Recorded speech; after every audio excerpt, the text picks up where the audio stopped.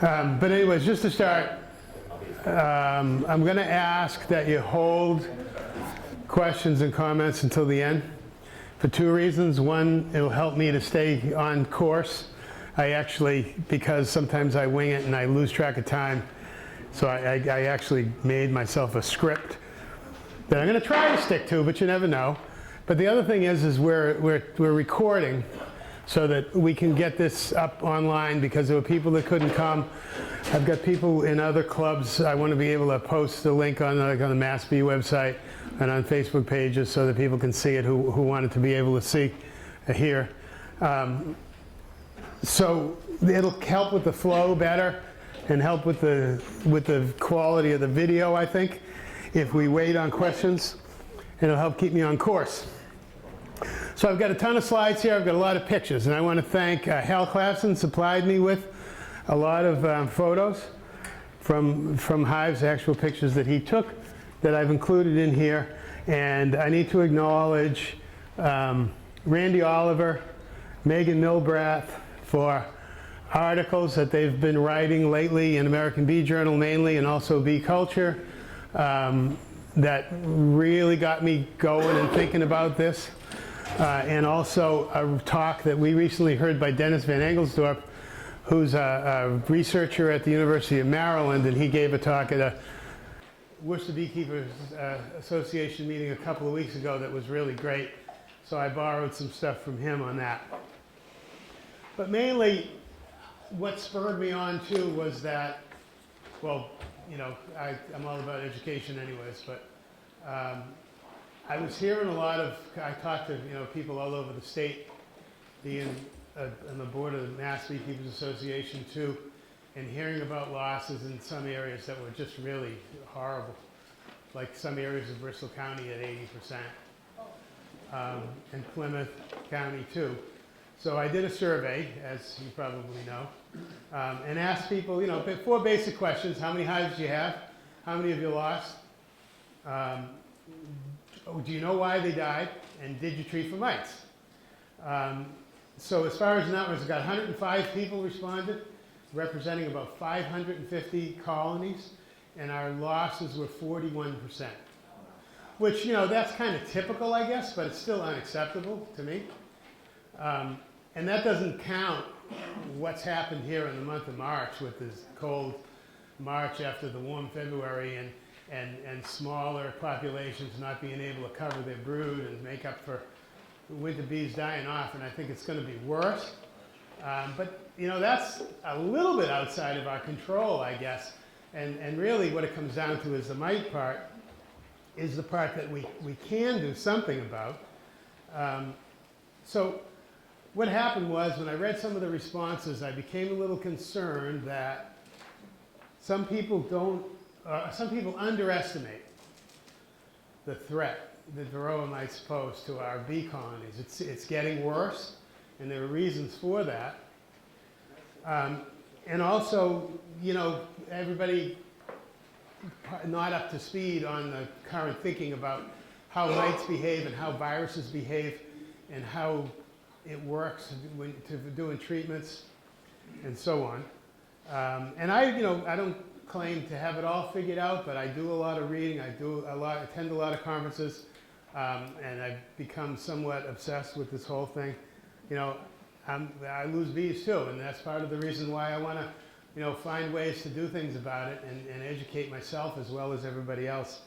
So I just think it's my duty to get as much information as possible and share it with other people. Now, I will talk about treatments, but this really isn't about mite treatments. There's plenty of information. The handouts that are here have information about treatments. You're always advised to read the labels, to follow the manufacturer's instruction for doing treatments. I'll talk about some things about timing and temperature and things like that. But this is really about mindset, I guess. It's about our attitude towards Varroa mites, if you will. We have to change our thinking about it. I have to change our thinking about testing and about treatment, and about killing other people's bees and so on. And so that's why I wanted to do this. So I think that kind of sums up how we all feel about Varroa mites. They're monsters. You know, that's just the perfect picture. I think that was a Dennis Van Engelsdorf picture too. So, borrowing from Dennis, what he said here is that I'm not going to mention specific things that people said to me in response to my survey, because I don't want to hurt anybody's feelings or anything, but I will speak kind of frankly about mite control. But I want you to remember, if this is this room, and that green one is you, any individual, and if you think that I said something that was directed at you, remember instead that I was talking about the people around you. I really liked that when he said that. I said, I'm going to use that. So a few things to start out with, some self-evident points maybe, but the first one being that your bees have mites. I don't want anybody to tell me that I don't have any mites. I didn't treat for mites because I don't have any, because you do. Just because you can't see them doesn't mean they're not there. And especially, and I wanted to ask, so how many bee school students do we have? Who's bee school? Okay. Thank you for coming. I hope we won't be too confusing, but I think you need it. How many less than 3 years experience? All right. So that's that, and so I have a wide variety here. So hopefully, we'll have something for everybody. But that's the first thing that you need to know, is that just because you don't see mites in your hive, they're there. And I'll explain that further too. You're not going to get rid of the mites. At this point, right now, where we are with technology and so on, we cannot eliminate the Varroa mite completely. If only we could, we would. But we can manage them to acceptable levels, and that's what it's all about. Now, there's a lot of talk about treatment-free beekeeping, and I'll just say that treatment-free beekeeping only works if you have low mite levels. Because in order for it to work, some bees have to live, or all you're doing is buying bees. And there are no mite-proof bees. There are mite-resistant bees, and we'll go talk about some of that too.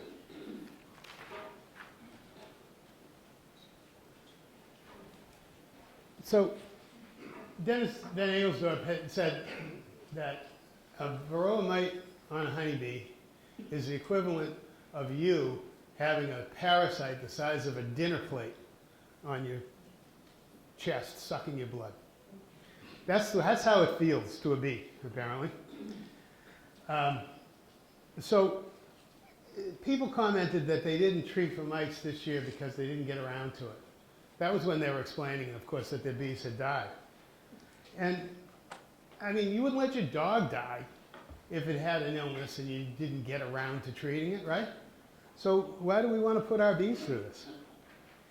And I just want to say that just because I'm not trying to say that just because you've lost colonies, it doesn't mean you're doing a bad job. It doesn't mean you're a bad beekeeper or anything else. Losses are really inevitable here, but what we're trying to do is minimize them. And I think that this is what we have to do, and we have to work together, and we have to try to bring those numbers down. So last year, I was interviewed, a phone interview for an NPR segment. And while I was in the middle of the interview, I suddenly came up with this term. I said that there's the bee health trifecta. Of course, they didn't use that part in what they aired, but there's a lot of talk about this. I think there's an article in the New Bee Culture about this too, about the big three: nutrition, pesticides, and parasites. Now, these can be sources of separate talks, but I just want to mention this, that poor nutrition can, of course, kill bees outright. They don't have enough food for the winter, don't have suitable forage, diversity of forage, and so on, can affect the health of the bees. The drought last year, really took its toll. We've seen a lot of that. People have seen a lot of dead hives with no pollen in them whatsoever, which they really need now. And one of the things I think we need to think about in a year of a drought like we had last year is throwing pollen patties on in the fall besides, trapping pollen, saving it for later. So that, nutrition is an issue. And with all the new development and parking lots that we build and houses with big expansive lawns, that's not helping either. Those things all take away food from the bees. So we need to remember, plant a diverse selection of plants for your bees to eat. And that's the subject of another talk, which we'll actually Mary and I give next week at Bee School. The second thing is pesticides and chemical use. I don't want to minimize. Sometimes people accuse companies like Bayer and all for trying to put it all on us, saying that it's bad mite management, bad health management that's killing bees, not pesticides. And I don't agree with that, because I think pesticides are an issue. Pesticides can kill bees outright too. And there's also plenty of evidence that pesticides and certain fungicides increase damage the bee's immune system, if you will. They increase the bee's susceptibility to the viruses, some of the viruses that the mites spread around. And we're going to have mites, and we're going to have the viruses. So these chemicals are making the bees more susceptible to the low levels of some of these chemicals that are being used. That's an issue for us too. So a lot of the Farm Bureau people and pesticide users say that pesticides aren't killing bees, and that when bees are tested, they have very low levels of pesticide in them. But because of other issues, the pesticides are causing the bees to be affected by their diseases. So they didn't kill them outright, but it is a factor. So these two factors can be a real source of stress on the bee colonies, and it makes it harder for them to deal with their internal issues. A nice, strong, healthy hive can deal with mites, can deal with small hive beetles, can deal with a lot of different things a lot better than a hive that's weakened by poor nutrition and by chemicals. So it's all about the healthy bees.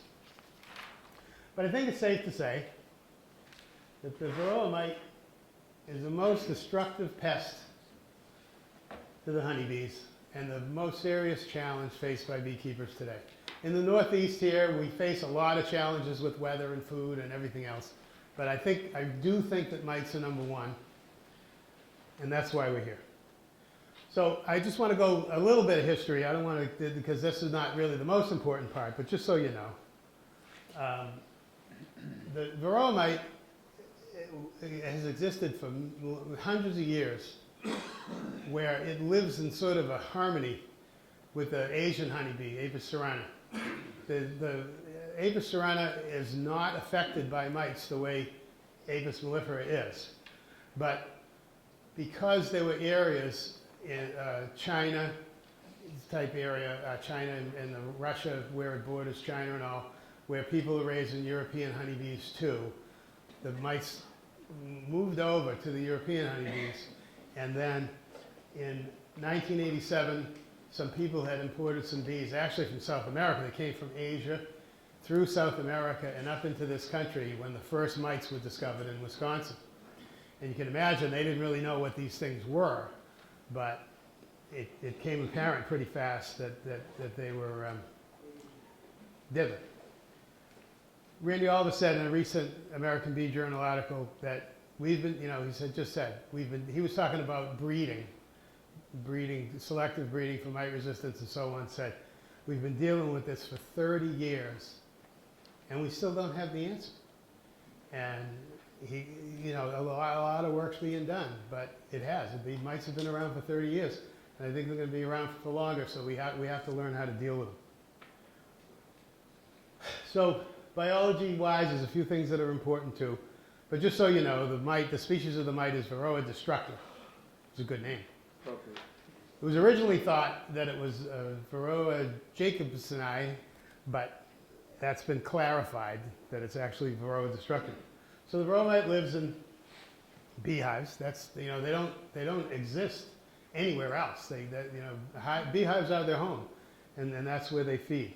And it's always been well known that the mites feed on the hemolymph, or the blood of the honeybee. But Dennis Van Engelgloff showed us in his the talk that he just did, that there's some evidence, and this is all done with microscopes and so on too, that the mites are feeding on fat as well. Now, so mites feeding on fatty tissue of bees, why would that be a particular problem? Winter bees, exactly. Fall mites in the hives, high mite populations in October, November. When you got winter bees in there and winter bees are damaged, that's an issue. So that's an important point. Not that it changes what we do about it, but it reinforces the need to make sure that your mite levels are low going into the winter, not just in the middle of the summer. I think it's important to understand how they work, how mites work and what they do. So there are two phases to a mite's life. It's kind of a chicken and the egg thing, I guess. But the first one we'll talk is the phoretic phase. Now, the definition of phoresis is that one species transports another species, particularly a parasite. So this is what happened. So the mites ride around on the bees in the hive. And what they're doing is they're looking for open cells with larvae in them to move into. But the bees are actually transporting. The nurse bees are carrying them around to find the open cells for them to go in. Not intentionally, but they're taking advantage of that, They feed on the adult bees as they ride around, and they hide between the segments in the abdomen. So looking for larvae means that the most likely place you're going to find mites are on nurse bees, right? Because the nurse bees are the ones that are running around on the brood. And that's important when you get to testing. When a hive is broodless, mites can live 5 to 6 months. So if you were thinking that any mites that were left in your hive are going to die over the winter, that's not necessarily true. It's nice and warm in there, and that's about the period that we're talking about, right? Broodless period, October, November, just depending on what kind of bees you have. And then as they start, so they're hanging out, and they're going to survive just waiting for the late winter, early spring brood rearing to start. So low mite levels in the winter, very important.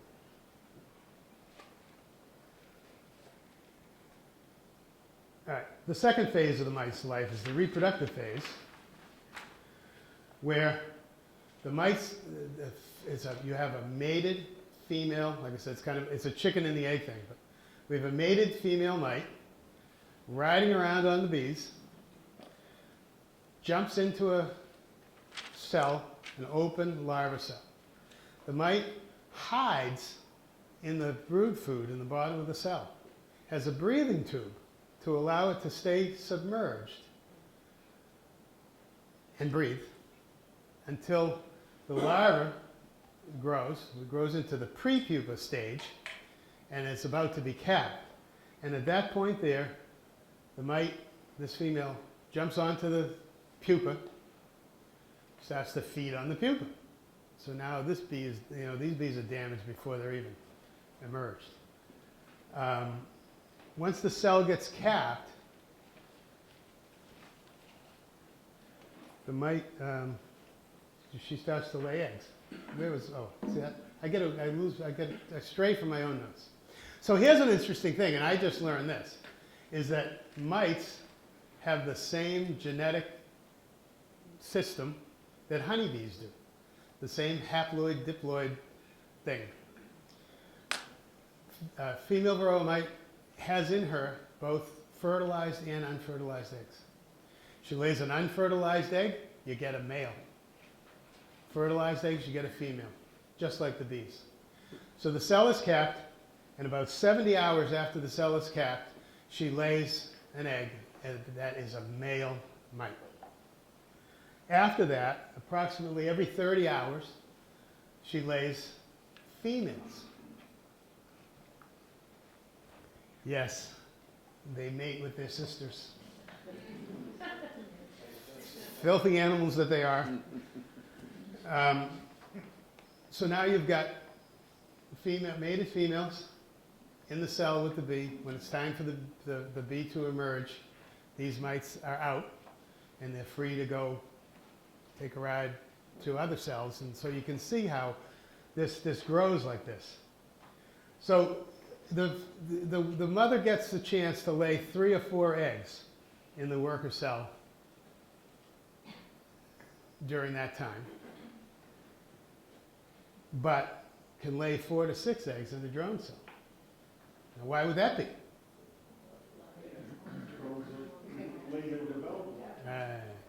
So that's why Varroa mites prefer drones.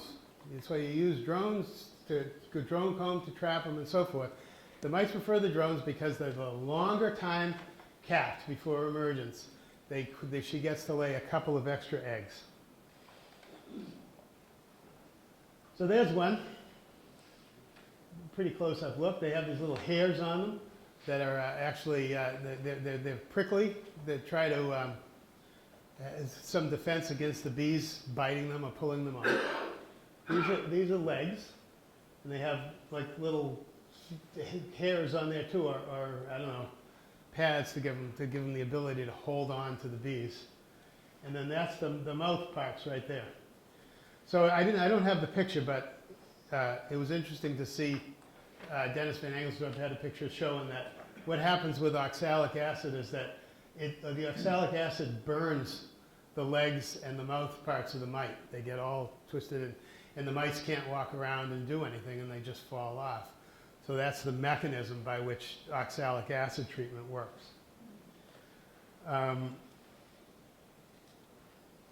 So here's some. It's some mites on a bottom board. They're very small, and people haven't seen them. You know, you're going to be looking for them, but that give you a good idea compared to little, wax debris that's on your bottom board insert. That's about the size of it. You can tell the difference. They're like a mahogany color, I guess, versus the more lighter brown color that the wax particles are. And then here's one where you have the grid. There's 1-inch squares on your insert. And sorry? Several mites in the squares. So here's a lot of different wax particles and you name it. And the mites, they stand out when you really look. Having a magnifying glass helps to be able to see them too. And you really need to be able to identify them. It's just as important to identify mites as it is to identify eggs. Yeah. Are there any mites on it? Yeah. Okay. So we do have a bottom board insert and a magnifying glass if people want to look later, and get a chance to see that. So there's some symptoms. So how can you tell if you have mites? That's one way. During any brood rearing period, only a small percentage of the mites are phoretic mites. Most of them are in the brood cells. But you don't usually see them sitting right up on the thorax riding around. If you're seeing bees in your hive with visible mites riding around on their backs there, you got a problem. It's already to the point where it's an issue that you better do something about. So I mean, you don't even have to test. If you start to just see mites on bees running around on comb there, you got a problem. This is where the mites usually are, is right in here. The mites, they lodge themselves right in between the abdomen segments. And there's 2 reasons for that. In between the abdomen segments like that is a membrane, like a thin skin sort of a thing. And it's very easy for them to pierce that membrane in order to feed. And that's where they're getting some of the fat that we find them feeding off of. We saw actually, microscope pictures of that, of the mite actually piercing that membrane, and there is no blood in that particular area that they were feeding on fat. And this makes it hard for you to see them, because it's on the underside, the bees are running around on the frames, and you're not going to see that. It also makes it harder, it makes it easier for them to hold on, so they don't fall off as easy.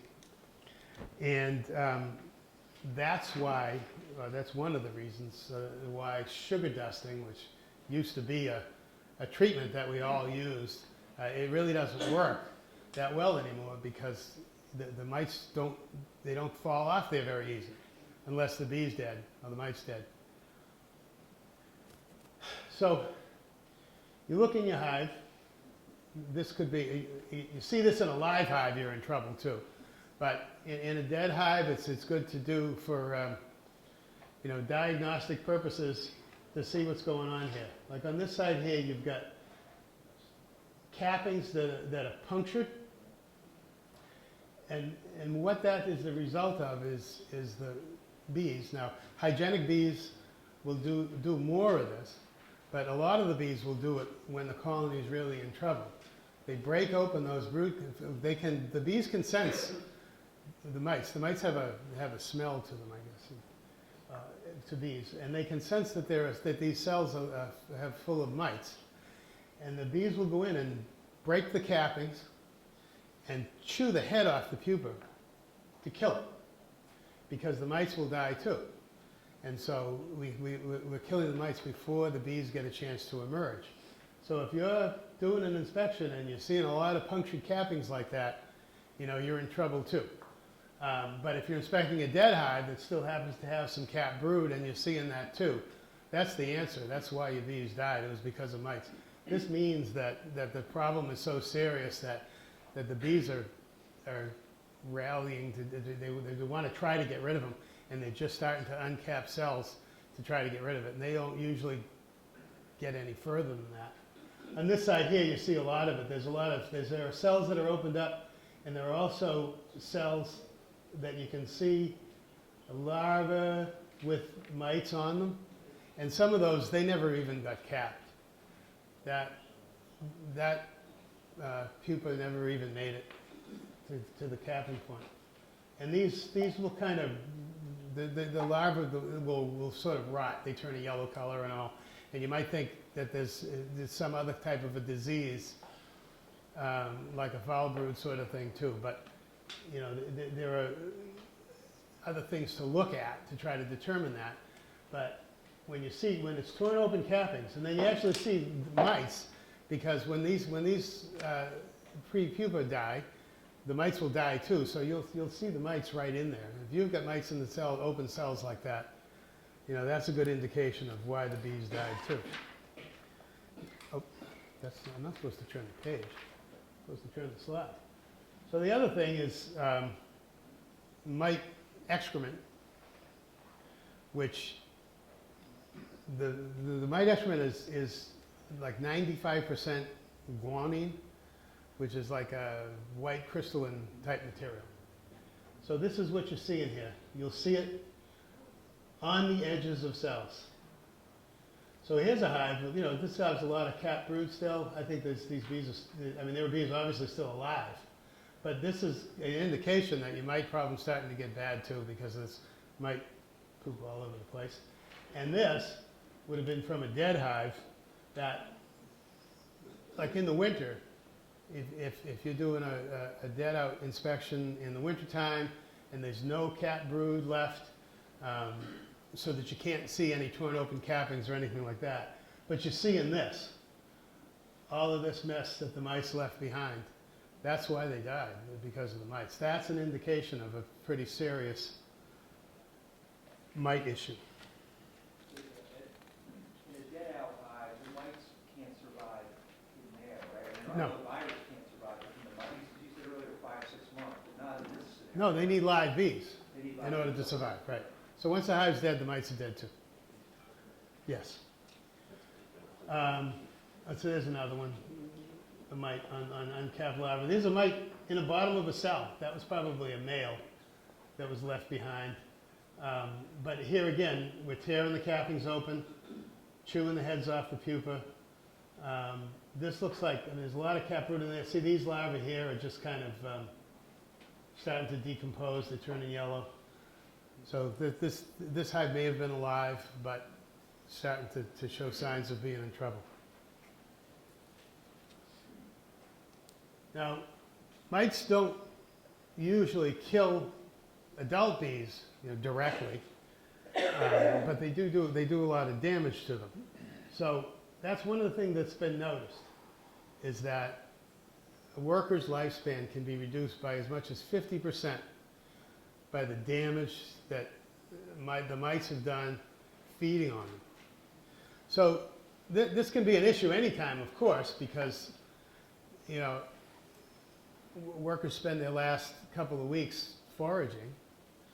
So if it's during foraging time and these bees are dying out, they're not bringing food into the hive, and it can become an issue when the worker population in the hive is decreasing faster than they can be replaced. You'll just see that population dwindle off.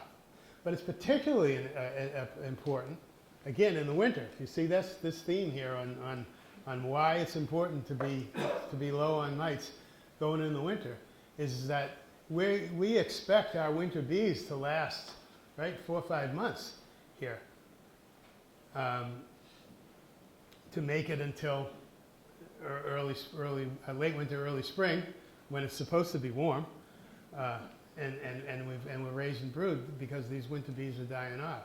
But if those winter bees have their lifespan reduced by 50%, they're dying in January.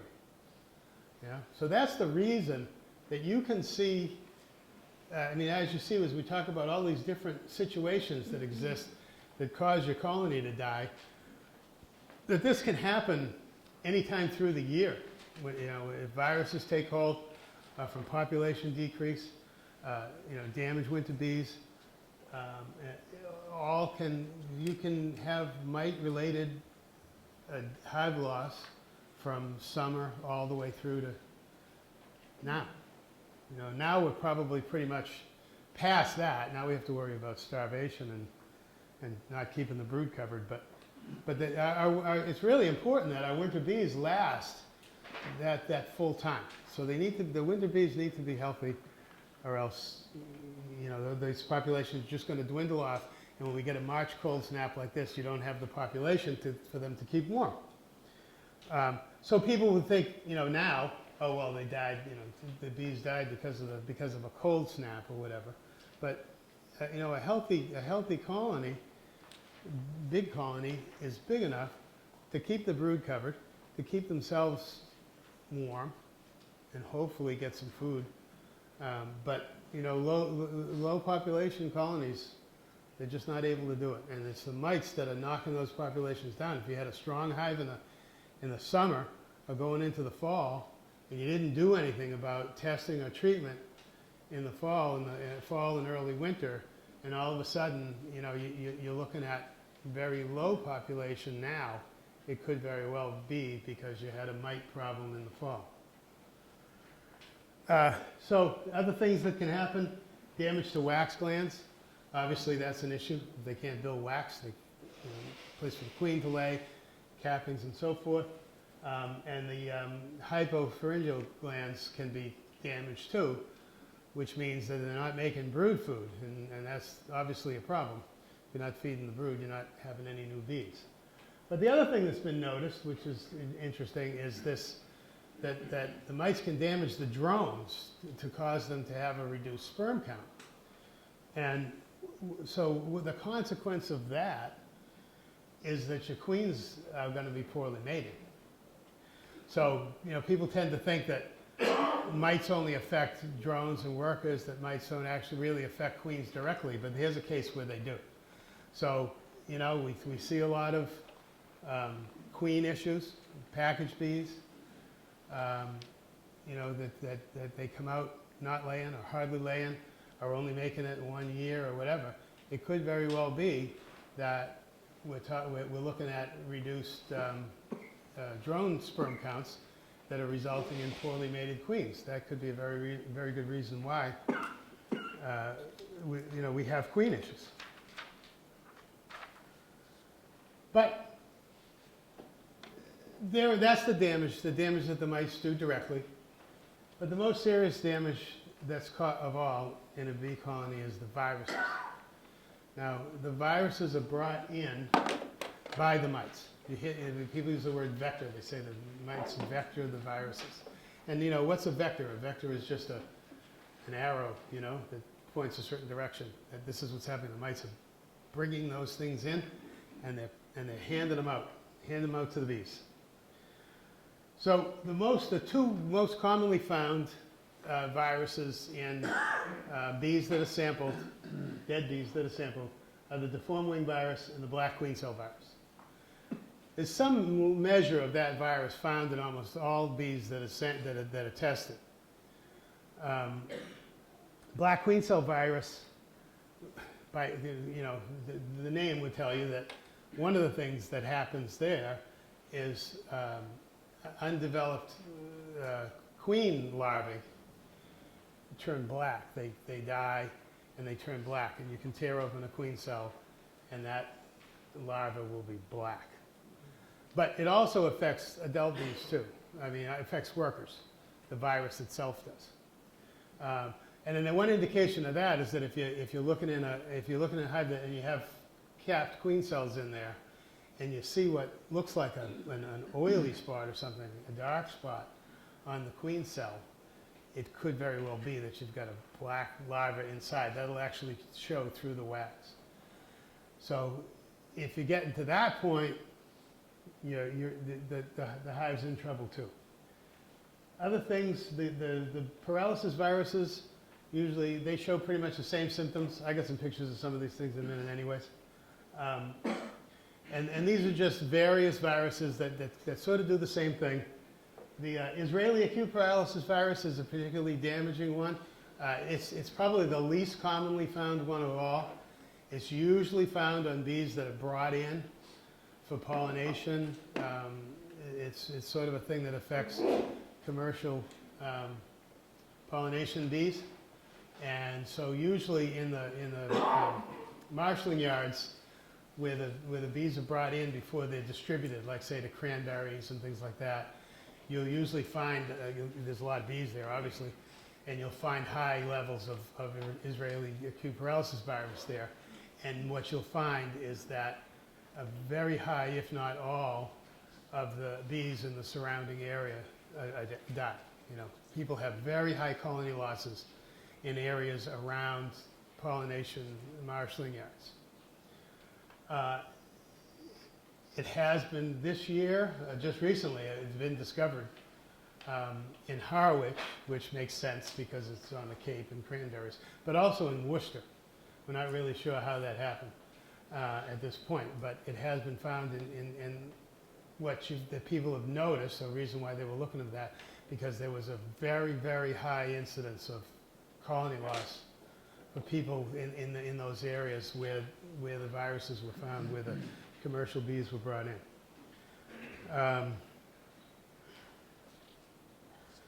So, deformed wing virus, it's exactly what it does. These bees were damaged while they were in their pupa stage,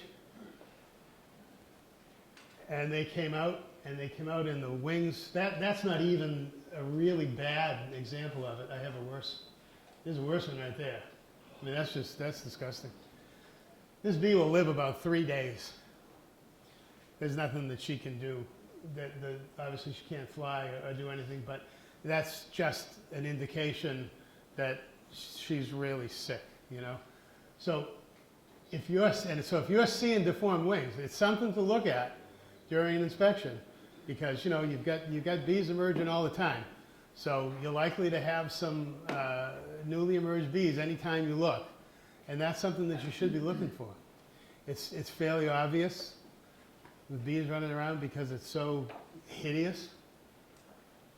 Deformed wing bees, you'll see them dragged outside the entrance. You don't even have to open the hive. You've got it. Well, you may, but you want to start looking through bees on the ground too. But I mean, these were alive in the hive, So it's a good point. You may actually see them outside when you see dead bees right out on your landing there. Well, you see them actually being dragged out. Okay, but take a look. Take a look at the dead bees. There's nothing wrong. You check dead bees and see. You want to get an indication of having the virus. Hopefully, which we're testing for mites and we're treating before we're getting to this point. So the various bee paralysis viruses, one of the good indication of that is this hairless, greasy black look. They may also have damaged wings, but it's called the paralysis virus because you'll find them, either in the hive itself, they sort of walk around aimlessly, but where you'll often see them is on the ground in front, because they can't really fly. And so you'll just see these trembling, aimless workers walking around in front of the hive. And so that's a sign that you've got a problem there too. Another virus symptom is this shortened abdomen. And you'll see here, you know, a lot of these bees have deformed wing virus too, like that one. But the other thing you'll see here is that you notice this more pronounced sort of a waist and this very rounded, shortened. Like this bee has a normal length abdomen here. This one here, no. It's almost round rather than oval. That's another sign. I mean, this one's in real trouble. But that's a sign that you have some of these viruses too. And that's usually the paralysis viruses that cause that. Quite often you're looking at multiple viruses acting at the same time. And they just can't keep up with things like that. So a lot of work done looking at how sick bees behave. And one of the things that's been discovered is that the viruses seem to have adapted a little bit. It's hard to think about viruses acting, you know, being living things, but they are. They're living organisms. And it seems that what they've done is they're taking advantage of the fact that bees, well, one thing, bees drift anyways, you know. But I learned originally that only drones drift. Only drones are allowed, drones from one colony are allowed in another colony. Well, that's not true. There's been work done with marking workers in hives, all green in one hive, all red in another, you know, and finding the different colors. And then I've mentioned before that we had a hive of cordovans, which are very light brown. They don't have any black in them. All of their black parts are brown. Their bodies are a very, very light tan color. You can actually see them flying. They can tell who they are.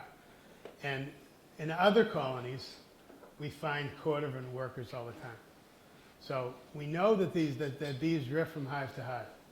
So bees from a healthy hive can drift into a sick hive. Bees from a sick hive can drift into healthy hives, and they spread. They carry mites for one thing, and they spread the viruses. So this is what's called horizontal transmission. That's getting to be sort of a buzzword these days. Vertical transmission is when diseases and other conditions are passed on from like mother to child. Horizontal transmission would be, you know, B to B.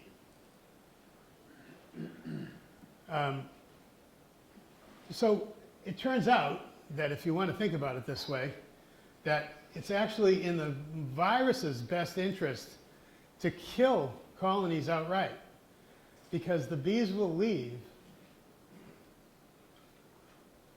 and they will go, when that colony collapses, the virus-infected bees leave that hive and they will go to any number of other hives and spread, and so the virus basically gets to multiply itself that way. You know, it's like doing a split. Go to other hives and infect the bees in other hives.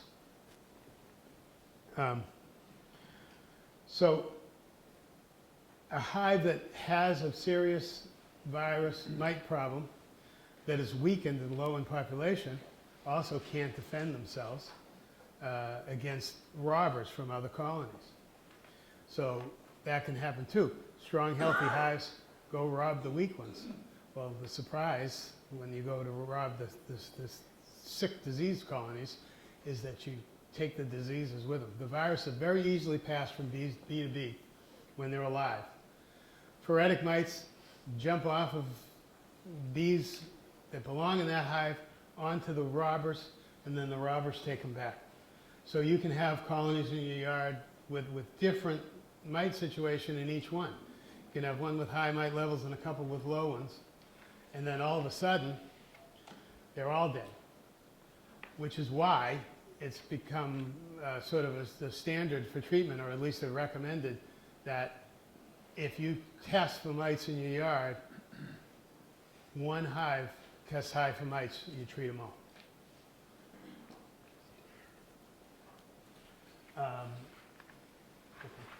We said that. So you see here that if you were to decide to not treat a hive that had high mite levels because you wanted to be treatment-free, or if you didn't treat a hive that had high mite levels just because you didn't get there, you didn't have time, or you were on vacation, or whatever, bees travel, right? A mile, half, 2 miles. The sick bees will do it too. So your decision to not treat an affected hive could result in not only the sick bees not only killing the rest of your bees, but your neighbor's bees too. That's something that's becoming increasingly, well, we're becoming increasingly aware of, I guess, is this deal with collapsing hives and the bees all leaving and moving into other hives. And you know, in urban areas, bees, there's a lot of people very close together.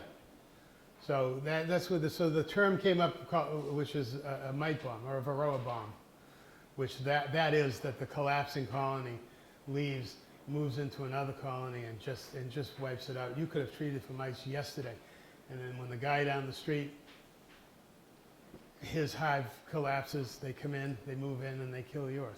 So it's a very difficult situation, which is why, and I'll talk about later, and you all know what I've been sending out about trying to do some community conversation here.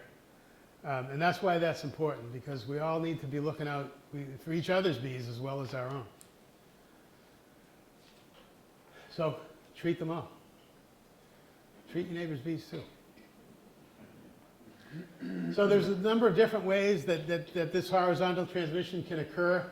It's hard to see. A lot of people haven't actually seen it. I've seen a couple of pictures where a foraging worker with a mite riding on her lands on a flower. The mite falls off onto the flower. A bee from another colony comes over to forage on that flower. The mite jumps on her and she brings it back. That can actually happen. Very easily passed from bee to bee within the colony, of course, because they're all in close contact with each other.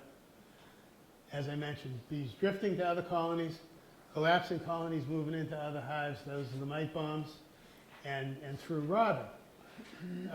So that's why, I mean, robbing protection is important anyways. When you get into the fall and nectar's short, you start to worry about either somebody else's bees or your own, colonies, stronger colonies robbing weak ones.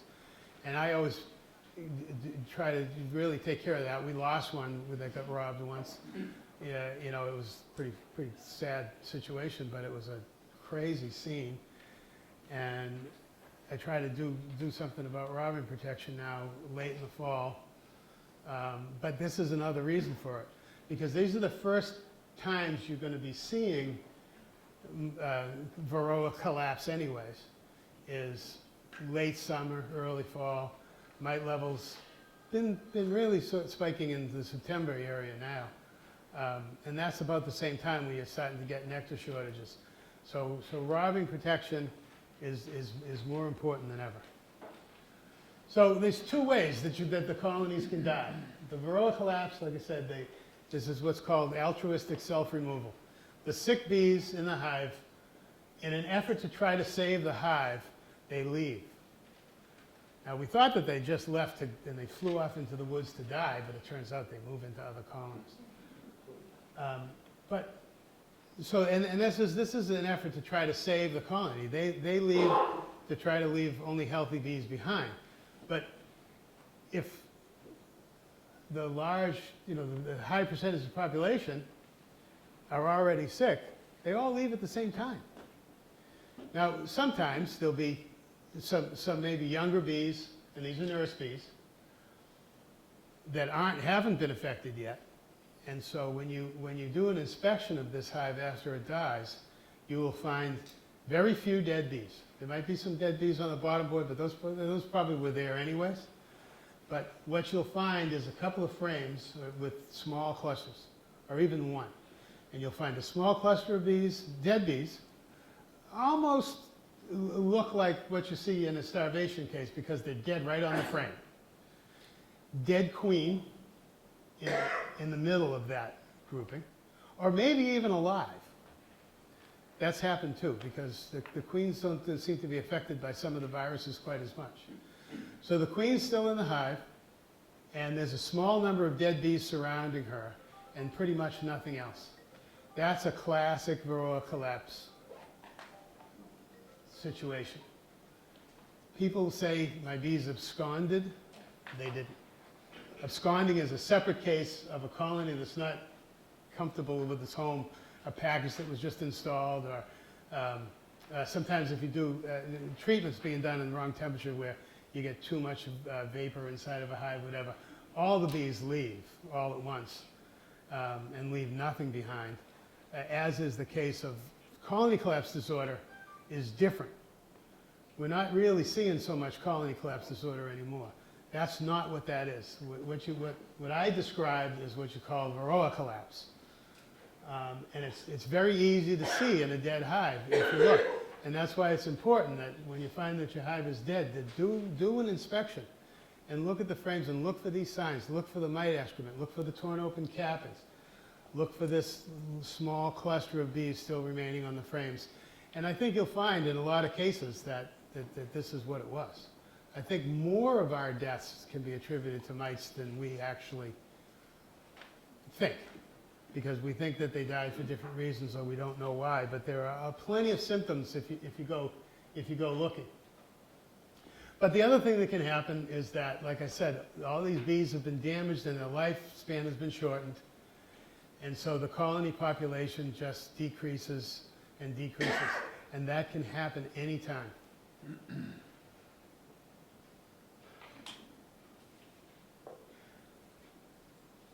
So now, talk about some dealing with the mites.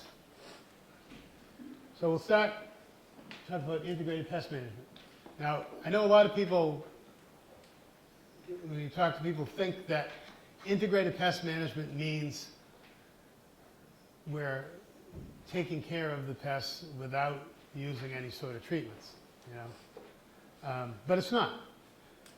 It's defined as a mixture of pest control measures that will lead to a sustainable level of control.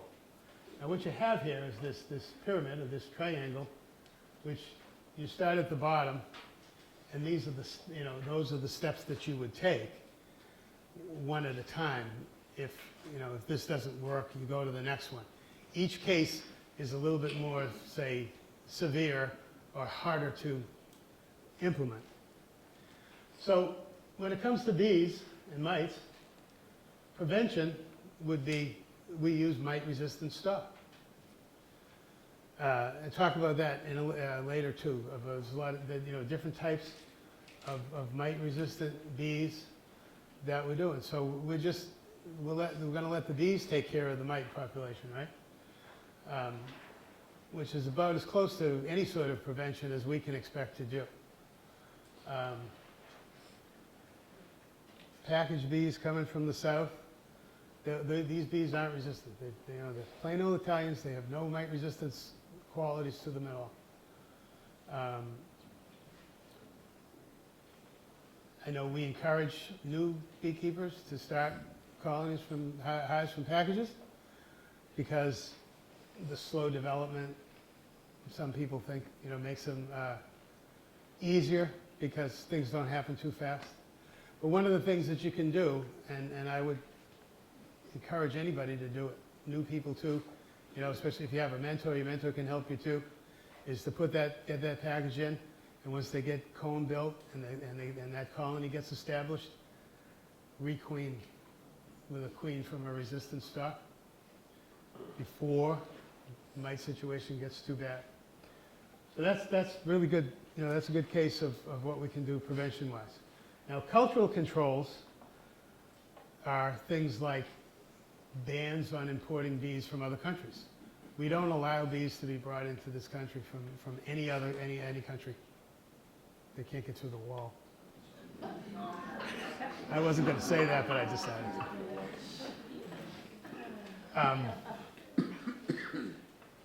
to. Locating your hives in full sun.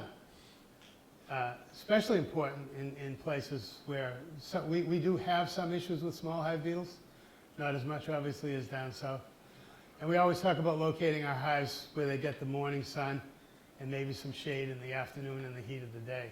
But it's actually been found that hives located in full sun conditions have fewer pest issues, especially small hive beetles, but I think that it may help with the general health of the colony too. So then we have physical controls, which would be things like screen bottom boards, drone cone frames, which I'll go through. Biological controls we don't really have. An example of a biological mite control would be some sort of insect or some sort of organism that's a natural predator of the Varroa mite. We thought we did, right? There was some little scorpion type thing that somebody found that they thought you could put a bunch of these in your hive and they'd go around and eat all the mice, but it never materialized. But that would be an example of a biological control. And then last, at the top there, is chemical treatments, pesticides, miticides, chemical controls. And the situation that we have with mites today is that we're pretty much up there all the time. But if you do these other things, you have a better chance of at least of reducing what you're using for chemical controls or helping your chemical controls to be more effective. If you have a hive that's totally overrun with mites, viruses in there, you see all of those symptoms we were talking about, you can throw all the Mite-away quick strips on there if you want, but you're not going to save them. So if we can do as much as we can to keep mite levels down in the hives, then we don't have to do as much treatment. And then maybe we can have, look towards that goal of not having to treat at all. But I really don't think we're there. So here's some of our IPM measures. We have screen bottom boards. I know that that's on the new beekeepers equipment list. Because a lot of people use solid bottom boards. So you've got an 1/8" mesh screen on the bottom here. Mites, the phoretic mites, will naturally just fall off. I read someone said that mites make mistakes. they step off the bee and they fall. And if they fall onto a solid bottom board, they can crawl back up again. But if they fall onto your screen bottom board, they fall through the screen, onto the ground or onto the insert or whatever, and they can't come back up again. The other thing is that bees, when they're getting ready to fly, or they're moving around a lot in the hive, they actually have to heat the thorax in order to heat the wing muscles to about 85, 90 degrees in order to fly. Which I actually measured with my infrared camera. But the mites don't like that. So when that sharp temperature increase like that, especially if the mites are riding up on the thorax, knocks the mite off the bee too. And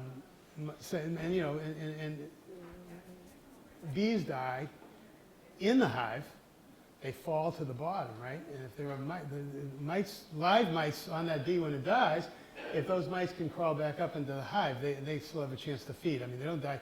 The mice don't die instantly. But if they're falling onto the bottom board, the mice are going to fall off. The mice are going to fall off the dead bee, and they're going to fall through the screen, and they're not coming back. So about 20% of the mites in the hive are phoretic during a brood rearing period. And then, so some percentage of that 20% actually fall off through the screen. So it's not going to solve your whole problem, but they do reduce. There's some controversy about them now, but they do reduce mite levels. And I think that they can give you extra ventilation in the summertime too. And then, you can put your insert in the wintertime. And then you have the added benefit of the insert there. You can stick that in for a couple of days as a mite test, a rough one. But you can get an idea of what's going on there too. So I don't see any reason to not use them, really. My own personal opinion. See, so I said everything. I don't need these slides. So drone comb. Green frames. They're like solid plastic frames. The foundation are larger cells. These will build comb on it. The cells will be too big for the queen to lay workers in, so she'll just lay drones in there. And we know, that that mites prefer drones, right? Longer cap time, we can lay more mites, so there'll be more mites in there. So we stick a frame of drone comb or two in a hive. Pay close attention to when you put it in there. And especially, you do an inspection and you find eggs in there, make a note of when that was. When all of those, or at least the majority of those cells are capped, there's probably a good chance that there are mites in it. Now you can also use that just to get a visual indication. You can scratch those cappings open and you'll see those drones in there. And when they're close to being ready to mature, when they're in their purple-eyed stage there, you'll see mites. The mites will be right in there on them. But you take those frames and you put them in the freezer, 24 to 48 hours is what they say. You'll obviously kill all that drone pupa in there, and you'll kill the mites that are in there too. So that's all you're doing is you're drawing the mites over to the drone comb, and then you're killing them. And so you can scratch all of that out of there, and chickens love them. Really, bee larvae, that's why bears go after beehives. They're not looking for honey. Winnie the Pooh would tell you they're looking for honey. They're looking for larvae because it's high protein. And chickens, so the chickens like it too. But you have to be really careful to be sure that those drones, like if you forget about it, or you went away, or you lost track of time, and those drones actually emerge in the hive, you just released the Varroa mite factory. So they do good, but you got to be really careful. So 21 days is usually long enough. They're already capped. Mites have already started to lay eggs, and you're got a plenty of safety factor for that 24-day time that they're going to be emerging. So 20 days or so from when you see eggs. I wouldn't say just from when you put the frame in, because it may take a while to get the thing all laid out. But you're doing inspections, and so this is something that you're just watchful for. And of course, you're taking notes and keeping records, so you know when you put it in there, you know when there were eggs in there, and you know when you have to take it out. So, set yourself an alarm or something, put it in your calendar, get that drone frame out of there before they emerge. So there are other things which qualify as IPM techniques too, and one of that being brood cycle interruptions. Mites reproduce in larvae, right? So, or pupa. They're looking for larvae. So if your queen's not laying, you don't have any larvae, pupa, the mites can't reproduce. All you have is phoretic mites. They're falling through the bottom board. They're not being replaced because they're not being bred. So if you are looking at making a split anyways, you can do that. You make a split, you've got queenless, broodless hive. That you're going to knock the mite population down at that point. You can cage the queen. There are queen cages that you can use, push-in cages. You can actually trap the queen within the hive. They're mesh. The bees can still feed her, but she's not going to be laying. So you do that. Wait until all the brood has emerged. All the mites are out. You can do a treatment with oxalic acid or something that knocks down the phoretic mites. Let your queen start laying again. And there aren't so many mated females running around there now to get into the brood. So you've knocked that mite population down.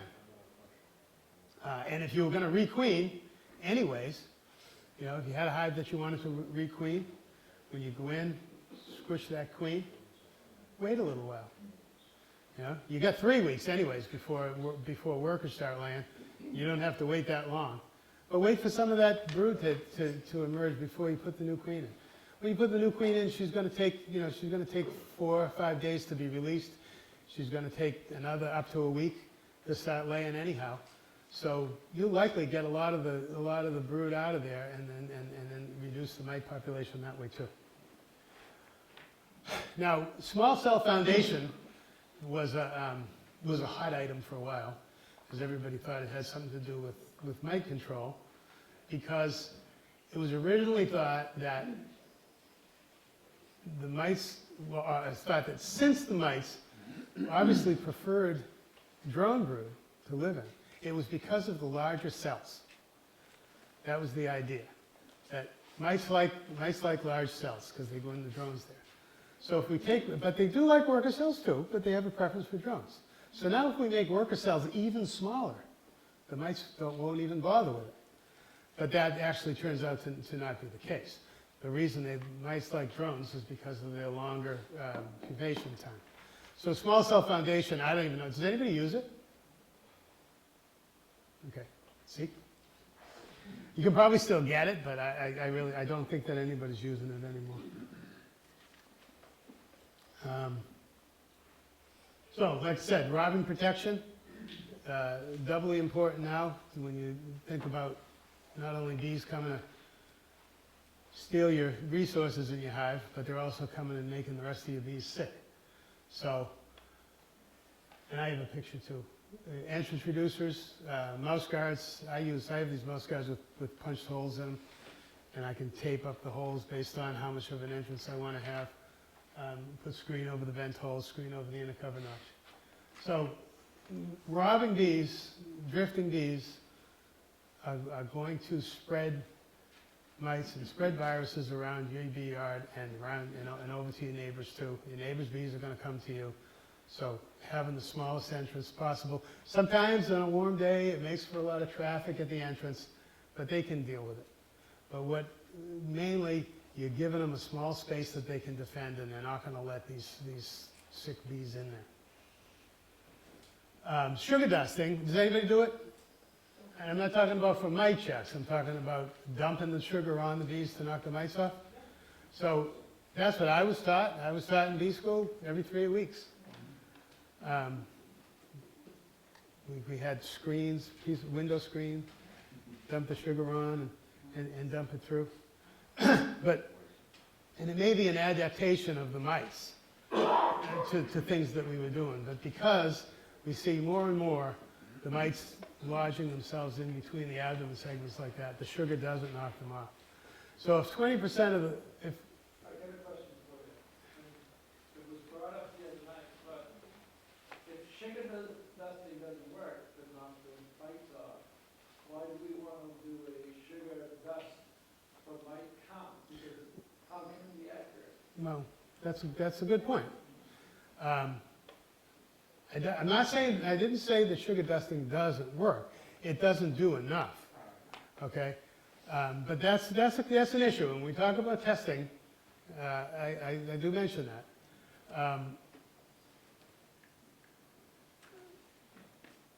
So the sugar, if only 20% of the mites are phoretic anyways, and only some of those are actually crawling around where the sugar will actually knock them off, you can see that it doesn't get many of them out of there. So Randy Oliver did some work with that, and he found that sugar dusting can really only be effective if you do it every week.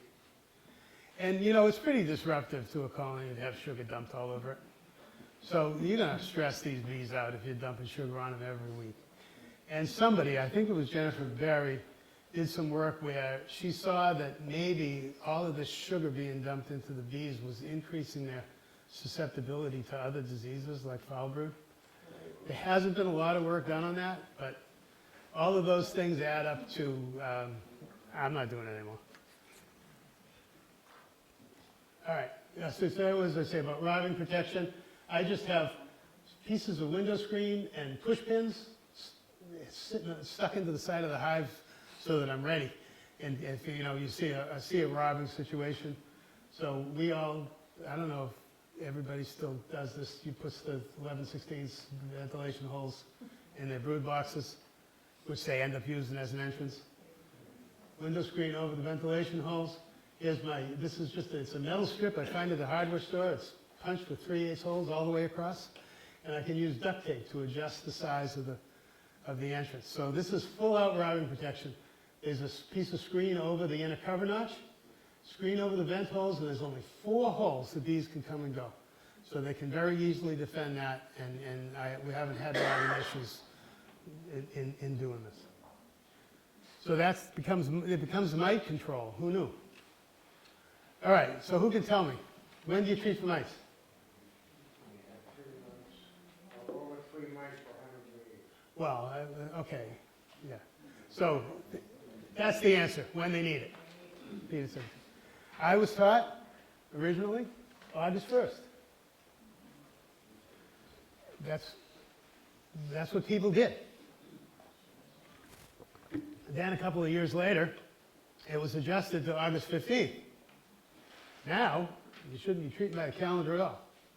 You should be treating when you need it. How do you know you need it? You test. So there's a couple of things you can do. You can use your bottom board insert. You stick it in. You leave it. 24 hours is considered to be not quite good enough. Leave it in 48, 72 hours. Pull the insert out and count the mites. The grid helps you to do that because you can look at each square. You can map the squares out. 4 here, whatever. Used to be 25. People used to use 25 mites per 24-hour period that the board's been in there. But that threshold's been lowered now to 15. For most people. I don't actually use that as my primary mite test. But people who do it tell me that that's what they're doing now. So if you're doing a 48-hour drop and you have 30 mites on the thing, then it's time to treat. But you can adjust that. Some of this is just a matter of preference or a matter of opinion. Whatever your own personal threshold is, check them, record it, and pay attention to the trend. All the bottom board drops are going to tell you is that the situation is increasing. It doesn't really give you any sort of a quantity like the other tests do. So the other two things are the sugar roll and the alcohol wash. They're both a very similar process, but the sugar doesn't knock all the mites off the bees because the bees are still alive when you do this. And so for the same reason, as Terry said, the same reasoning that the sugar dusting doesn't work, the sugar roll doesn't get all the mites off the bees. So you probably adjust your threshold that way too.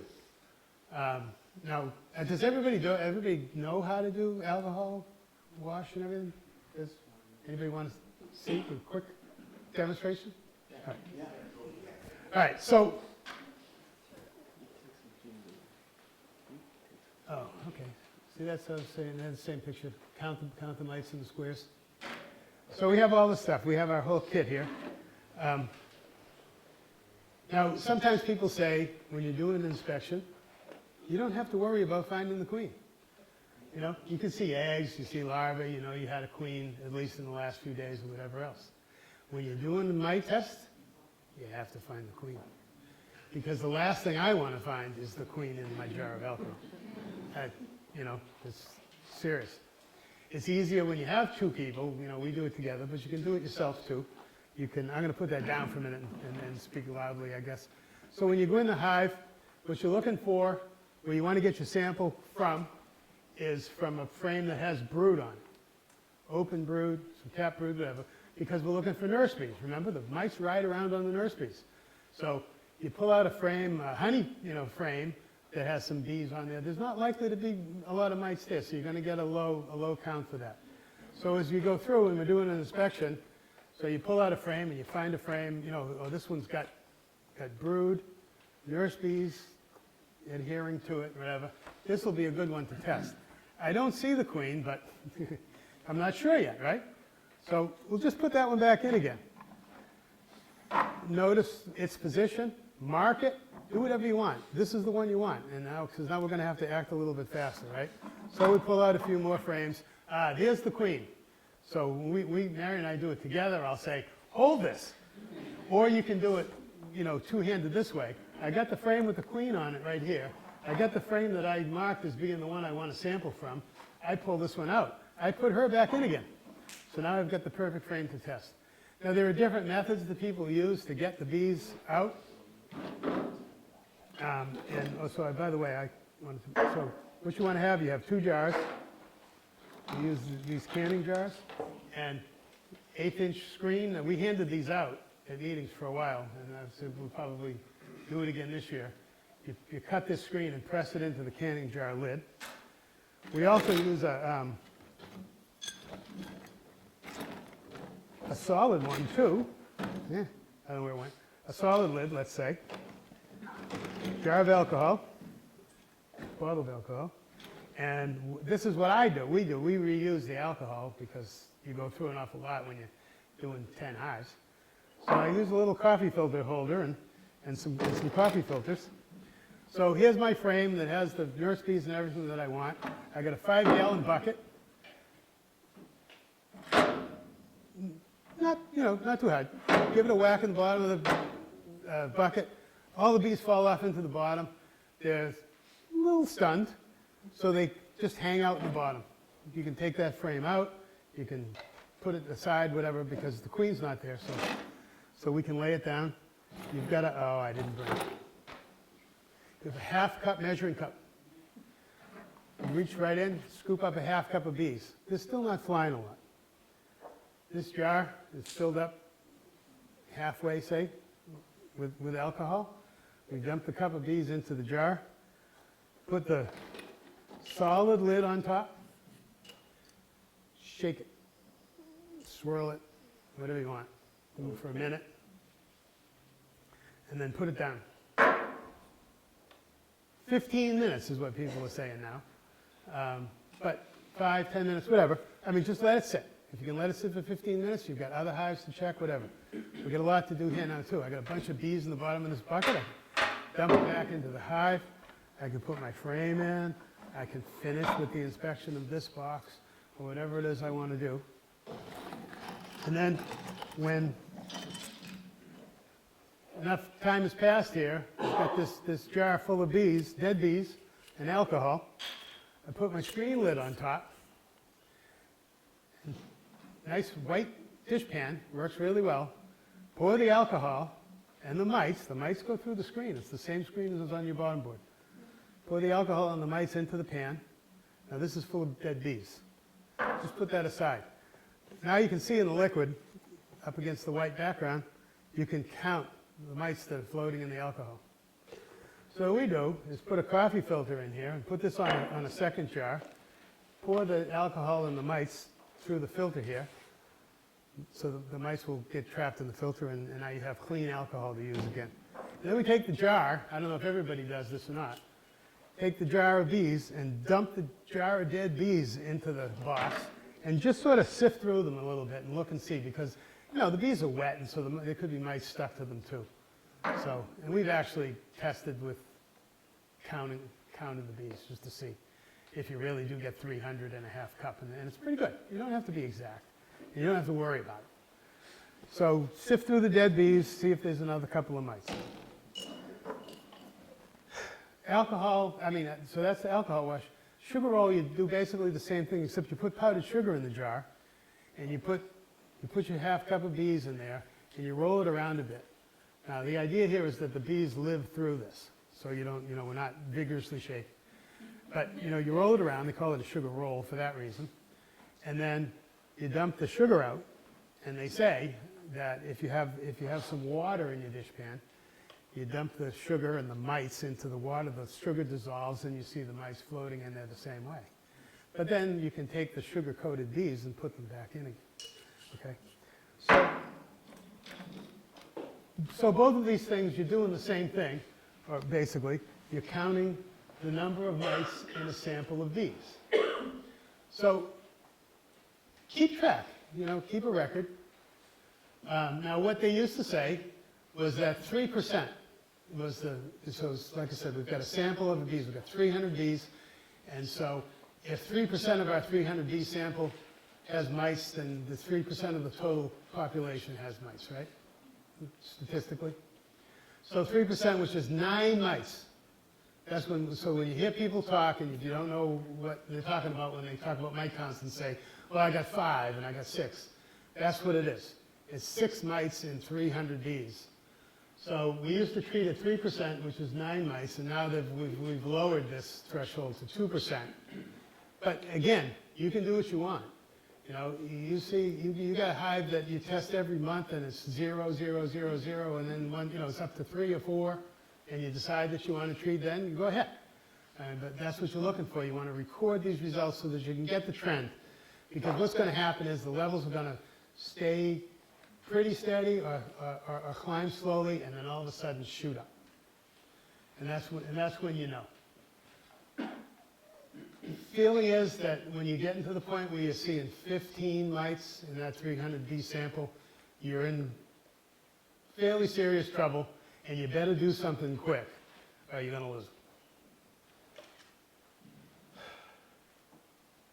So, again, because of the horizontal transmission issue, it's felt that when one of your colonies tests high, you should treat them all. And then, don't assume that that treatment took care of you for the year, you know? Especially if you test it and find it. You still might end up treating August 15th or August 1st or July. Overwintered colonies could have mite levels increase very quickly in the early summer. But if you did that treatment, and that's the point about treating by the calendar, is that when we used to treat on August 15th and then forget about it, if you did that today, your mite levels are going to skyrocket in September and into October. And you're not checking anymore because, hey, you treated, so you're all set. And these colonies are going to die. And then you're going to answer my survey by saying, well, I know it wasn't mice that killed them because I treated. So after you do your treatment, give some time for things to settle down and test again. You know, your treatments are going to kill mice. There are going to be dead mice around in the hive. So give them a chance to fall through and everything. Don't do it immediately. Like I said, maybe wait 2 weeks, or whatever, depending on your treatment that you do. And retest and make sure that you actually got those levels down. You know, and if you didn't, you're going to have to treat again. Now, we're trying to avoid, obviously, putting too much stuff in the hives here. But the only way we're going to know is by checking. So keep checking all the way until fall. And like I said, don't assume that you actually knocked them down. And so, and I'll just say now, in any case,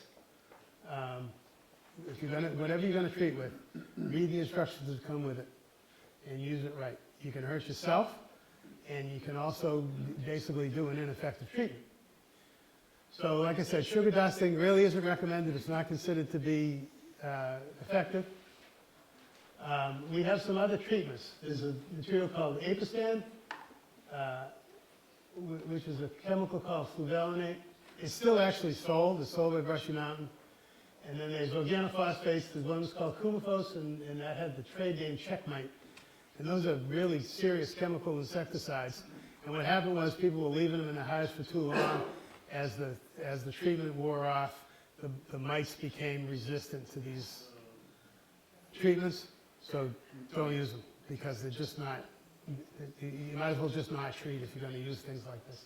I don't know why Brushy Mountain sells Apistan, but they do, and people in this club used it. So, like I said, there's a lot of information that I have on handouts, and I see that, as usual, I've got, okay, so I'm going close to 9 o'clock. Mite-away quick strips is a formic acid. It's a pad impregnated with a gel of formic acid. Formic acid is the only treatment that penetrates cell cappings to kill the mice. You need to use this very carefully. Wear gloves, wear like nitrile gloves when you handle it. It comes in a plastic tub, and when you open that tub, bam, it hits you. These things are in plastic. They're sealed in plastic bags, and the vapor that still comes through the plastic into that thing will knock you out. So hold your face away when you open the tub. So you open up, when you know, bring them out, be ready to go here. Open up the plastic wrap, and there are 2 strips inside. This gel is wrapped with paper. Do not take the paper off. The paper acts like a wick. It lets the gel vaporize in a very controlled manner. If you take the paper off and put the gel right on there, it'll all vaporize at once, and the concentration of formic acid in the hive will be way higher than it should be.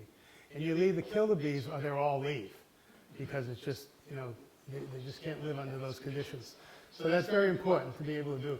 You got to be careful, cut the package open without cutting the paper wrap that's on these things too. Handle them carefully, and the strips are placed on your bottom brood box. If you only have one, obviously they go on top. So you can do 2 strips, you stagger them like that, and if you're only dealing with a single brood chamber here, the bees are going to feel crowded, like they have nowhere to go. They're going to want to get away from this stuff as it starts to vaporize. So it's highly recommended that you stick a honey super on top. Honey excluder and a honey super, regardless of what time of year it is, just to give the bees some place to go to escape this nasty fumes that have been released inside their hive. And what's the current thinking on, you know, the capped honey supers when you're doing this treatment? Formic acid is fine. You can use, it doesn't even have to be capped honey supers. You can leave, if you have supers on, you can leave them on. Formic acid naturally is a natural component of honey.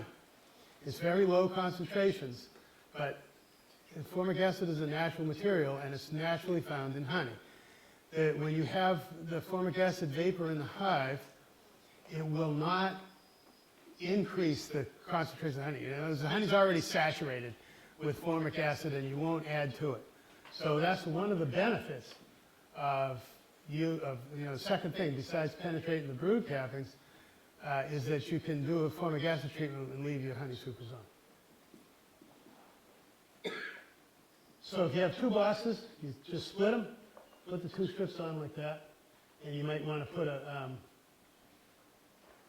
honey super on there anyways, just to give them room. If you're doing mediums and you have 3 boxes, go put them on top of the frames that have brood below. You know, because obviously you can't be in between 3 boxes. So find out where your brood is and put them on top of that one. This is 7-day treatment with 2 strips like this. After 7 days, you can open up and take them out. If you don't, the bees will clean it out anyways. It can also be done. Now, there has been an issue with bees dying. Usually when you do this, the first day or 2, you find 20, 30 dead bees out on the entrance. And there has been cases of queens being killed by this. And one of the ways you can help that is to do 2 half treatments. Do a single strip right in the middle of right in the center of the brood box for 7 days, and then, well, you can take it out or just leave it in there. So actually leave it in there for 14 days, because the mice will not develop resistance to this, so you can let the concentration degrade slowly. After 2 weeks, take that strip out, put another one on, and leave that one on for 7 days. And that's a little bit easier on the bees, and that's the way I've been doing it now. But like I said, be very careful. You don't want to breathe. Hold your head over the container or over the strips, and make sure you wear gloves when you wear it. It is an acid, even though it's a naturally occurring acid. Acid is acid, and acid burns. Oxalic acid is another naturally occurring acid. We can use that 2 different ways, by vaporization and by a drizzle. Oxalic acid is used as a wood bleach, and it's available in hardware stores. But we are cautioned that the oxalic acid that you find in the hardware stores may have other things in it. It may have impurities in it that don't really matter to wood bleach, but it could really matter to bees. So it's strongly suggested that you buy your oxalic acid from a bee supplier, And as far as it being listed as an acceptable treatment in Massachusetts, the only place you can buy it from is Brushy Mountain. It's not very expensive anyway, so it's not a big deal, but you do have to take your honey supers off before doing it. So the dribble, you see the instructions say there's a... Well, I hear, but she just hand out, says that you can leave it on, I was gonna ask her about that. Yeah. I was always told, no, leave the supers on. Oh, I didn't know, there were two other mistakes in there that we can talk about, but I didn't realize that. We should ask him about that. So the dribble you can do, what they say is you need a liter of 1-to-1 syrup and a 35-gram packet of oxalic acid crystals. I figured it out by weights and volumes that are 2.5 cups of water, 3 cups of sugar, warm water, dissolve the oxalic acid in there, and there's a syringe that you get. You can buy the kit from Brushy Mountain. It comes with goggles and some nitrile gloves and a packet of oxalic and this syringe. And so it's a 60 cc syringe. So what you're looking for is you want to fill it up to 50 cc's.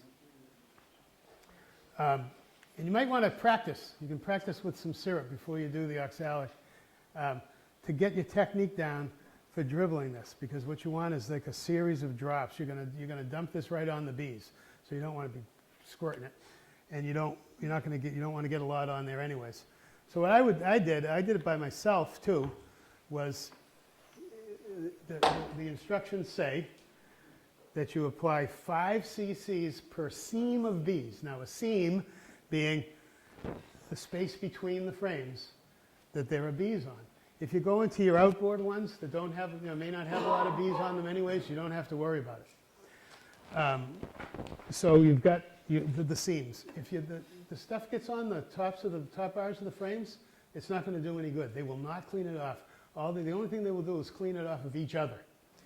So I've gone in and actually I got the technique down to hold the thing like this, lift one brood box, because you're also doing this, in November or maybe in December, and you don't want to have a hive open for too long anyways.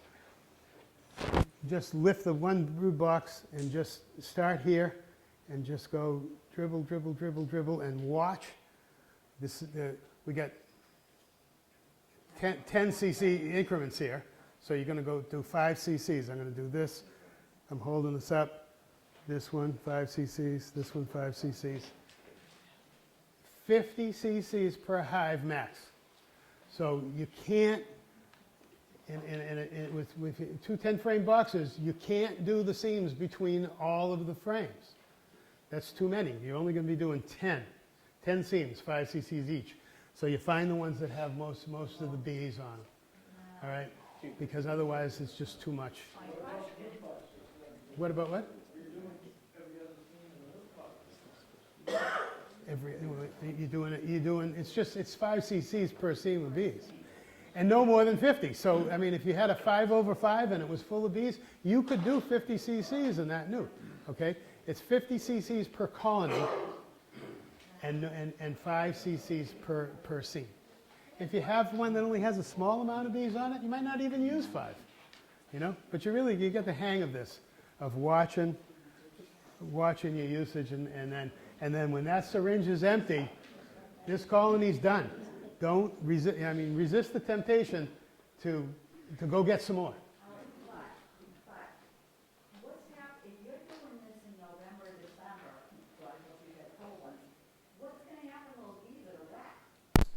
Oh, they clean themselves off very quickly, So, you're not doing it on a really cold day. You need to find a warm enough day to open the hive up. Yeah. We're not doing this at 30 degrees. Oh, all right. I'm just asking.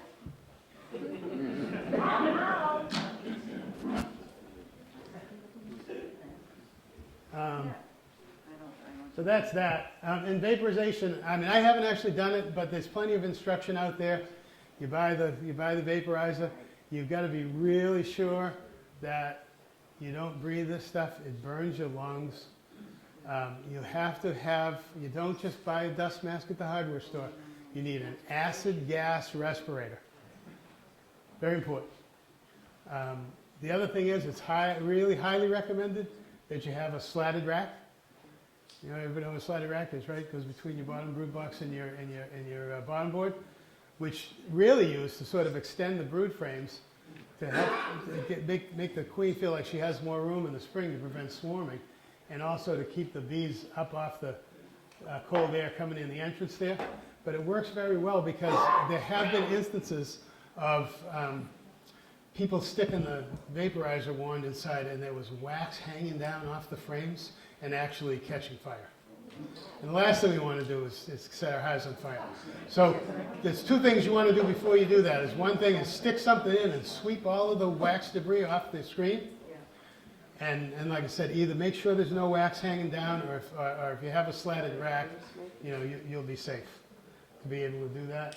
But again, I'm pushing buttons here. Oh, there it is. Only works. Only kills phoretic mites.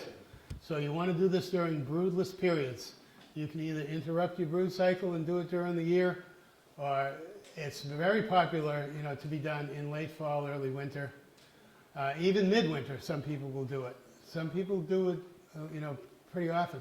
But as we see, having disease-free winter bees is really important, you know.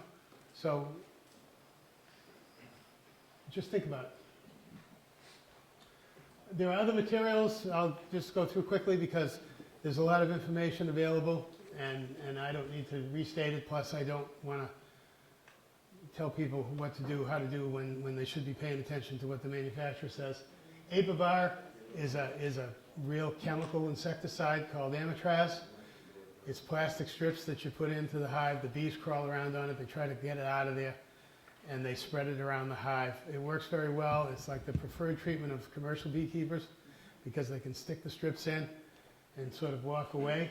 But the problem that we're starting to run into is that when people do that and they don't pay attention to how long they're in there, the strips are staying in there too long, and as the potency of this thing wears down, that's when the mites become resistant to it.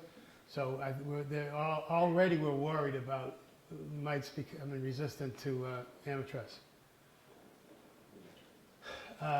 There are essential oil-based stuff, Apigard, Apilite Var. Apigard is just thyme oil. Apilite Var is thyme oil, eucalyptus, and menthol, I think. And these things, same thing, they vaporize in the hive and they kill the mites. Formic acid and your essential oil-based things here, you got to be very careful about temperature.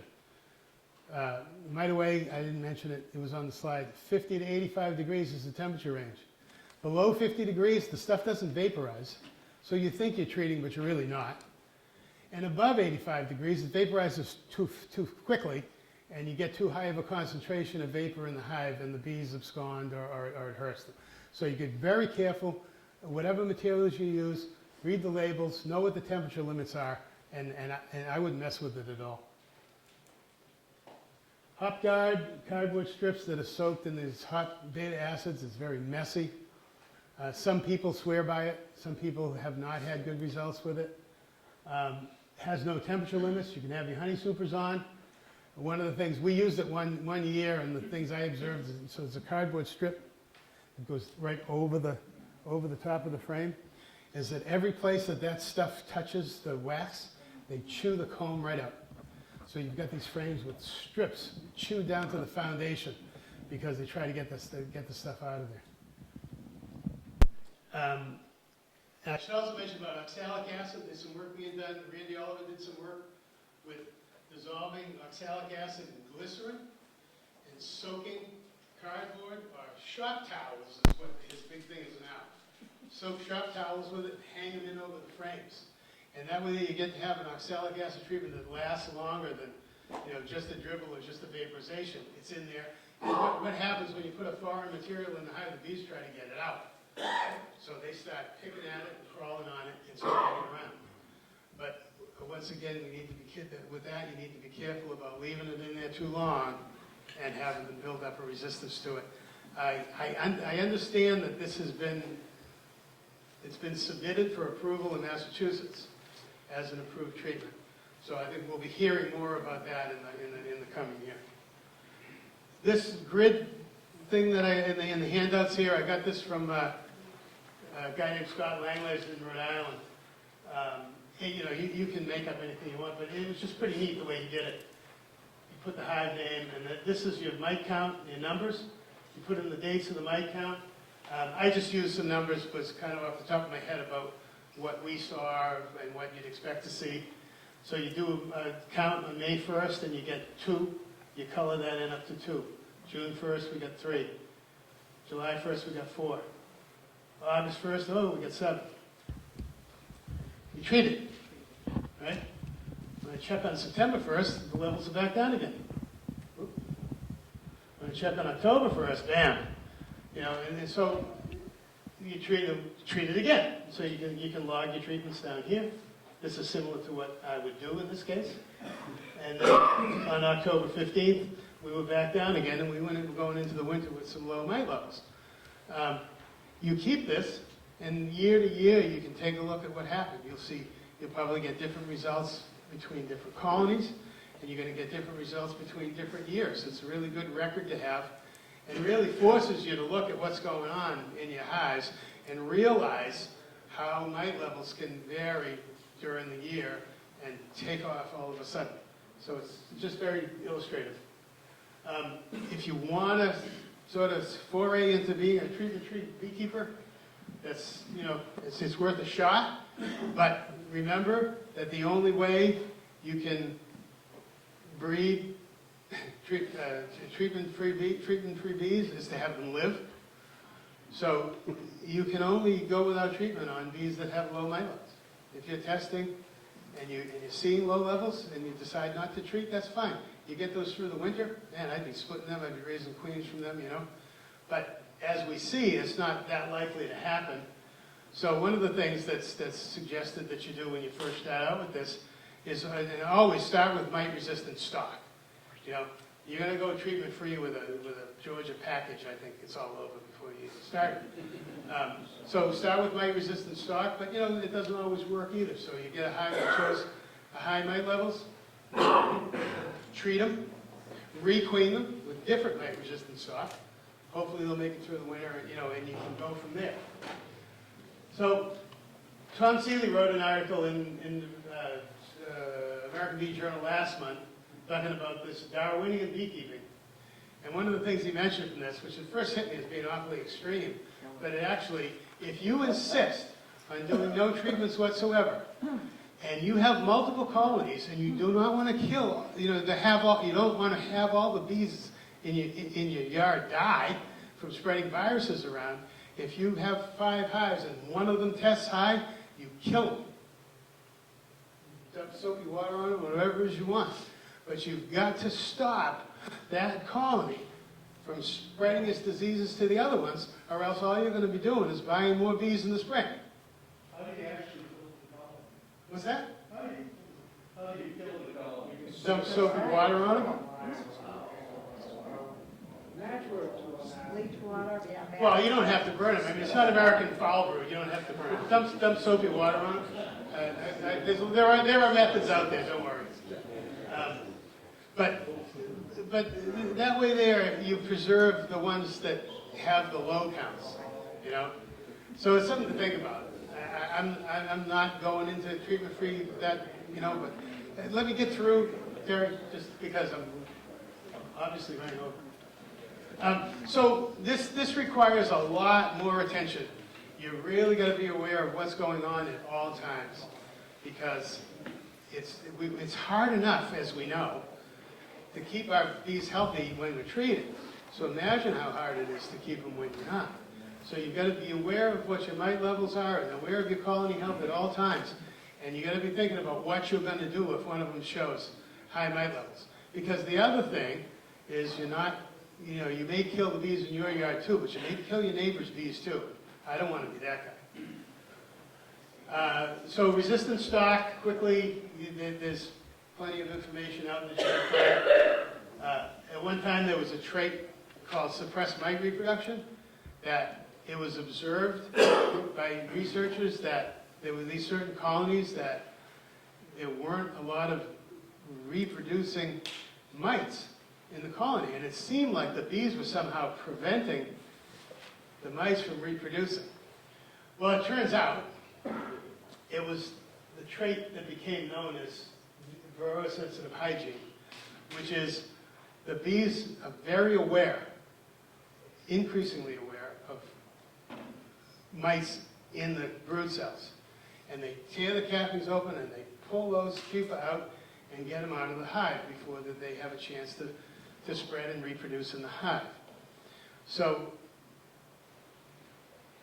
the thing you have to be careful of there is too much hygienic behavior might not be good either, because you're not going to if they're tearing all this larva out because it's all infested with mice, after a while you're not going to have any workers, and the colony's going to dwindle too. So even though you have resistant bees, you still need to be checking mite levels, and you may still need to be treated. So there's the Minnesota hygienics were developed by Marla Spivak at the University of Minnesota, and there's any number of Varroa sensitive hygienic. It's not a race of bees or anything, it's just a strain. It's bees that have been developed to clean mite-infested pupa out of the cells. It's just it's a sanitation trait. I'm going to get a couple minutes left and Oh, I'll change okay. the battery. Yeah, I do anyways. Carniolan bees seem to be somewhat naturally resistant to mites, and so there's a lot of breeding being done between BSH bees and carniolans, and you get a lot of the good qualities, overwintering qualities of the carniolans combined with hygienic traits. Russian bees, the Russian bees in this Primorsky region of Russia, which is close to China, have been, because of the Apis cerana, having the mice, these bees in Russia have been living with mites for about 100 years, and they seem to be able to coexist a bit. These have been brought over, queens were brought over from Russia, and there's a group of about, 9 to 10 breeders in this country called the Russian Honeybee Breeders Association, and they breed purebred Russian bees. They have to have genetic testing done to make sure they're maintaining their lines. They are very highly mite resistant, but it's very difficult for you and I to bring these bees into our yards when, as the years go by and we're splitting and they're requeening and superseding and so forth, and there's a pool of drones, which they're not all Russian bees. Very hard to maintain the purity, and a lot of people say that hybrid Russian bees can be kind of nasty. So it's something to consider. A lot of people, the breeders recommend that if you're going to go with Russians, that you convert your entire apiary to Russians, so that at least you have common stock there, But I would say there's going to be a lot of work done with breeding and mixing traits and so on to try to do this with these different strains. So just keep your eyes open for that. The newest thing here is what's developed at Purdue University, called the Purdue ankle biters, they say. What it is the bees actually bite the mites off of the other bees.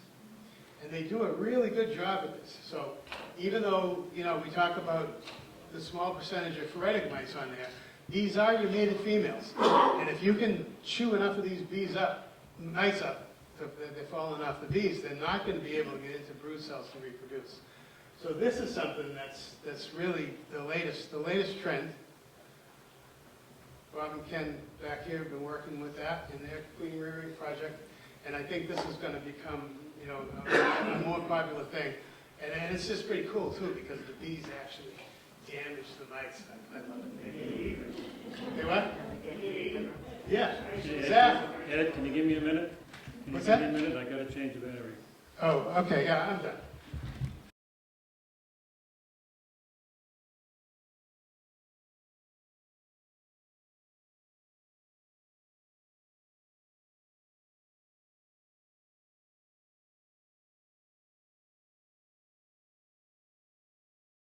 Prone colonies with resistant queens. Think about your neighbors. That's really important. That's one of the main things I wanted to get out of this, was realize that bees are killing the surrounding bees. Use resistant stock.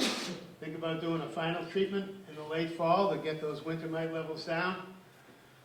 Read, attend conferences, talk to each other. Stay up on what's going on. Your bees are depending on you. And the last thing I just quickly want to say is that you're going to see a lot more about this. I sent out this email, is that we're actually we're looking to move ahead.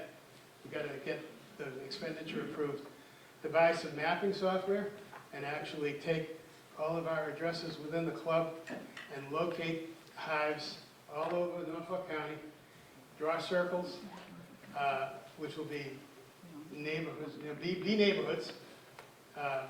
Let everybody in the group know who the other people are, so that you will all talk to each other and come to an understanding that when one of you tests your bees and you find that you have mite levels, you contact everybody else in your circle and you all treat at the same time. And I heard a story. George O'Neill, who's out in central, in the Quabbin Reservoir area there, he sells nukes and packages, just mentioned this in a conference call I had with Kim Skirm and some other people last week, that there are a couple of pockets of people out his way that they do this, that people know each other and they talk to each other and they treat at the same time. And it was like, wow, I took this, it hit me, and I said, we got to run with this. So, I mean, it wasn't exactly my idea, but I decided that this is something that we had to do something with. They were keeping this a secret, you know? So there's going to be more about this, but I think that we really have a good shot at improving our survival rates in this county, and then we will present this information through Mass Bee and the rest of the state. And I think this is a breakthrough. I don't know, you know, we've got to get people to do it. You have to talk to each other, and you have to agree to test, and you have to agree to treat at the same time, but I think we can really do something with this. Before you send us home, you gotta tell us about the 2 hours. Oh, yeah, okay, so there are two mistakes in so you got this Honeybee Health Coalition handout is wonderful. It's 27 pages, full of information. Everybody get a copy of that grid. You can make a copy. I don't have enough, you know, make copies for as many as you need from that original. The brochure that MDAR put out has 2 mistakes in it. It's kind of a test. We can use it as a test to see who right? And where it talks about drone trapping as mite control, it says 21 to 28 days. If you wait 28 days, it's all over. So it should be 21 days, really. You know. And the other thing is, when we're talking about alcohol wash, it says that the threshold is 3 mites, but it should be 6. Also, the honey super is a lot of acid. What's that? Oh, and yeah, see, that's new. I didn't even see that myself because I was looking for the mistakes. I would not use oxalic acid with honey supers on, and I'm going to get that clarified. They actually published a new one with those 2 mistakes. I talked with Ken. Yeah. Oh, okay. Right. You So- can put a price tag on it. Right. So they've already corrected the other 2, but we gotta take a look at that too. Your bees are depending on you. Take a few.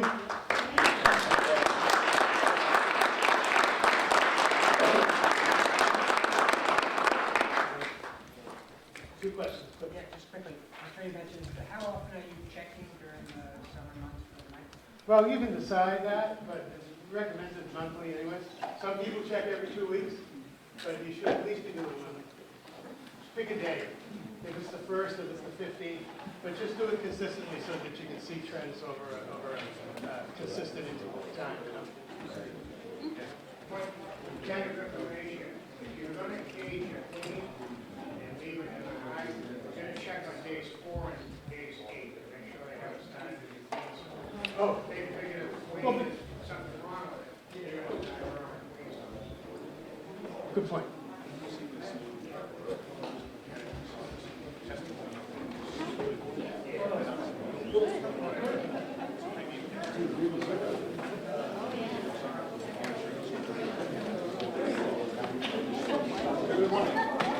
Please help by putting your chairs away.